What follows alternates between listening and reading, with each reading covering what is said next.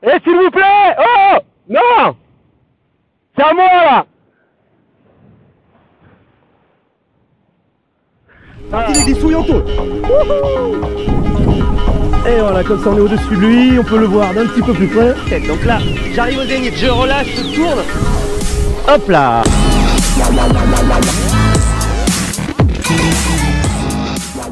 Eh bien, messieurs, dames, bien le bonjour. C'est rafaleux, mais on va le faire. Écoutez, on va se mettre à l'eau. On a pris toutes les précautions possibles et imaginables. J'ai rechecké tout 10 fois, 15 fois, 20 fois, 30 fois. Le vent a l'air correct en 5 mètres avec des moments où eh bien c'est mou, d'autres moments où c'est plus fort. Je suis sur la plage de Villeneuve-les-Maglones, vent de sud-est, de tempête, de gros creux en mer. Et maintenant on va essayer d'aller se mettre à l'eau et de passer ce short-break immonde qu'il y a là au bord. C'est la plus grosse épreuve. Une fois que ça s'est passé, bon bah, il n'y a plus qu'à serrer les fesses. Mais là, il faut que je passe ce vilain short-break, que j'attende le bon moment. Vous le connaissez, j'ai déjà fait des vidéos par ici, par exemple là. Ça serait le bon moment, on y va.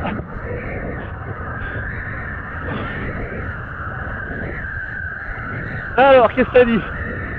C'est rafaleux. Ça manque de puissance. En 5 mètres, c'est clair et net. Je risque d'être un peu en difficulté. Il y a beaucoup de mousse, hein, et c'est assez puissant.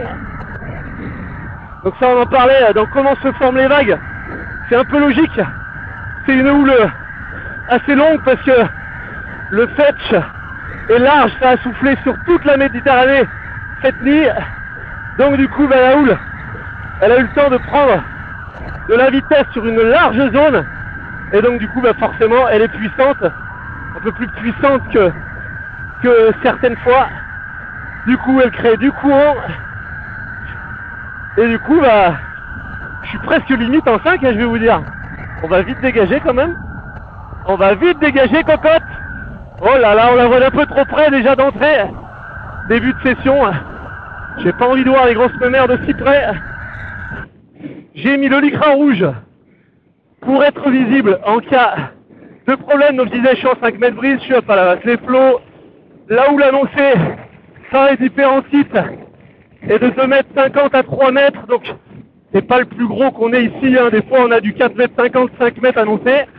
C'est juste que c'est extrêmement irrégulier au niveau du vent avec de très fortes rafales. Là par exemple, je me fais brasser dans la 5 et des moments où c'est beaucoup plus calme, donc il faut gérer ça pour pouvoir aller se caler. C'est donc ma 3e session, hein, puisque j'avais fait la session dans la pétole, la session où je vous ai fait les ride with me en offshore, et me voilà en onshore, side onshore dans les vagues pour une 5e session. On va dire que pour un redémarrage, j'ai choisi pas forcément le plus facile et le plus sécuritaire. Après voilà, c'est des conditions que je maîtrise, comme je vous le disais dans la précédente vidéo. C'est bon, le kite, c'est une histoire de sensation, donc j'ai quand même, on va dire, un petit peu d'expérience qui fait que je peux retrouver assez vite mes sensations, et donc je prends pas trop de risques. Après du coup, cette session là, on va ça va être un petit peu le warm-up. Hop là, on va un petit peu revoir les bases du surf strapless dans les vagues, du surf dans les vagues, du kitesurf dans les vagues, et puis on va parler sécurité, puis on verra pour ce qui est du surf un petit peu plus tard. Qu'est-ce que j'ai fait avant de me mettre à l'eau? Bien entendu, j'ai prévenu une personne. Vous, j'ai fait un petit direct sur YouTube, je vous ai dit je passe à la flotte, et plus sérieusement, j'ai prévenu quelqu'un que je passais à l'eau. Deuxième chose, je me suis pas jeté de mon camion directement dans les vagues. Oh là là, ça casse pas au bon endroit là. J'ai attendu, j'ai regardé, j'ai repéré où ça cassait, j'ai repéré comment ça cassait, j'ai attendu de voir si le vent était régulier, irrégulier. Vous voyez, ça creuse quand même pas mal, hein. C'est assez propre, c'est une houle assez propre. Ce qu'il faut pas, c'est tomber au mauvais moment, au mauvais endroit. J'ai pas mis de leash pour être tranquille. Alors là c'est le deuxième point sur lequel je viendrai, on va dégager très très vite. Petit kite loop là parce que j'avais pas le choix. Et ouais, j'étais à la bourre. Du coup j'ai été obligé de faire un petit kite loop dans la panique. Alors je vais driver. Là j'ai une grosse molle devant. C'est pour ça que j'ai fait le kite loop aussi. Donc je disais au niveau des liches, c'est vrai que je n'ai pas mis de liche de planche, mais là pour l'instant j'ai toujours le liche d'aile. Je vais le détacher et je vais l'accrocher à mon harnais. Ça va m'éviter des mauvaises expériences dans mes lages, dans les lignes. Si jamais je sentais à un moment donné que c'était trop complexe, que j'étais en retard ou quoi que ce soit, je pourrais me débarrasser de mon matériel sans pour autant me retrouver en saucisson dans les lignes. Donc j'ai bien lu mon plan d'eau, j'ai mon matériel correctement, j'ai vérifié mon largueur, j'ai vérifié mes lignes, j'ai vérifié tout ça parce que quand même je prends encore plus de risques là en sortant dans les vagues en étant pas on va dire en très grosse forme physique. Donc j'ai fait tout ça et maintenant sur les 10-15 premières minutes, surtout sur un spot comme celui-ci, je prends le temps de vérifier que ce que j'ai vu en dehors du plan d'eau se confirme sur le plan d'eau. Donc je viens voir, je viens tâter la force des vagues, je viens voir où sont les bons couloirs de vent, où ça tire plus fort, où ça tire moins fort. Et j'essaye, on va dire, de prendre mes marques sur le spot. Donc je ne prends pas de risque. Au début, ça c'est vraiment la chose que je vous conseille. Même si vous savez surfer, même si machin, prenez toujours le temps de faire ce petit échauffement, ce petit warm-up. Un coureur de 100 mètres, il se jette jamais sur la piste avec genre direct, il va faire son 100 mètres. Non, il prend le temps de regarder ce qui se passe, il étudie tout ça, il fait des petits échauffements, montée de genoux, etc., etc. Donc là, par exemple, j'ai repéré qu'ici, ça creusait pas mal. On va essayer un premier surf. Allez, on va accompagner simplement ce train de houle.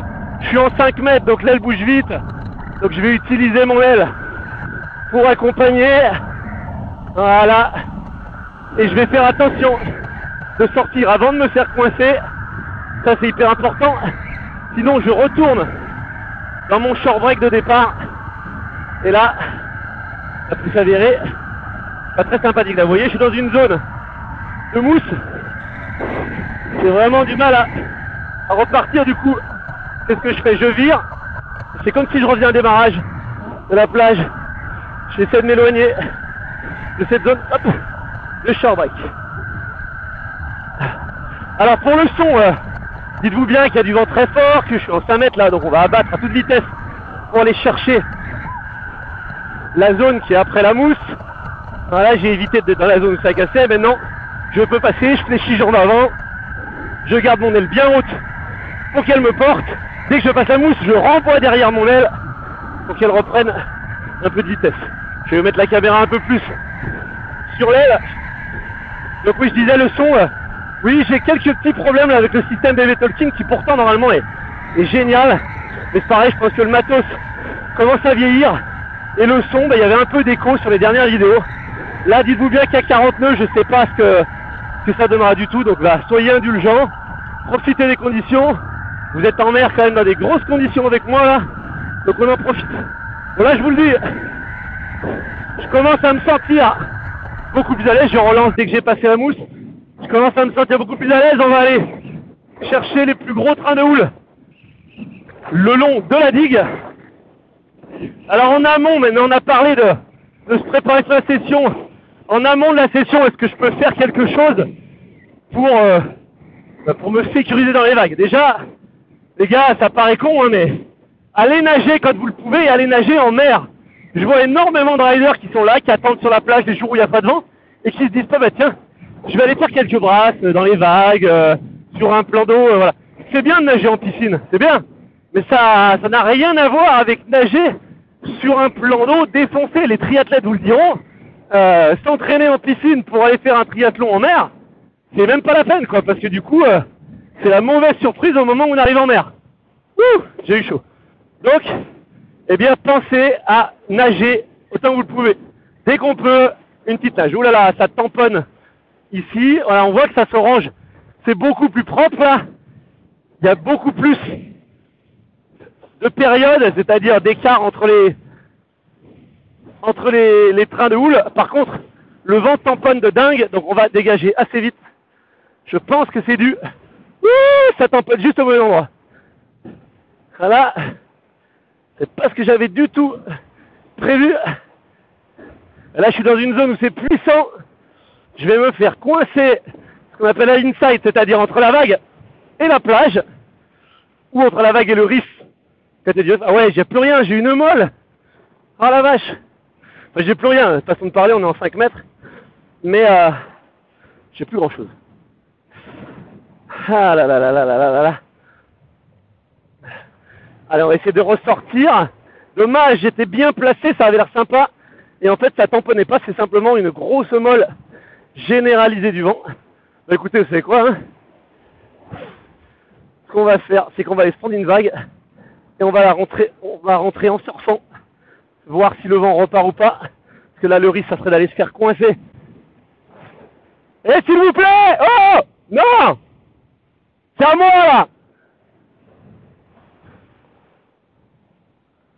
Voilà, alors, vous venez encore de voir, en direct, des gens en train de tirer sur mon kite hook. C'est un truc de dingue, je pense qu'il n'y a pas la vasse. On a soit les gens les plus indisciplinés, soit les gens les plus curieux, je sais pas. Bref, on va s'arrêter là, justement. Bah tiens, hop. Alors, c'est vraiment ce que je voulais éviter. Ah, on va sortir avant de se faire trop chahuter par le short break.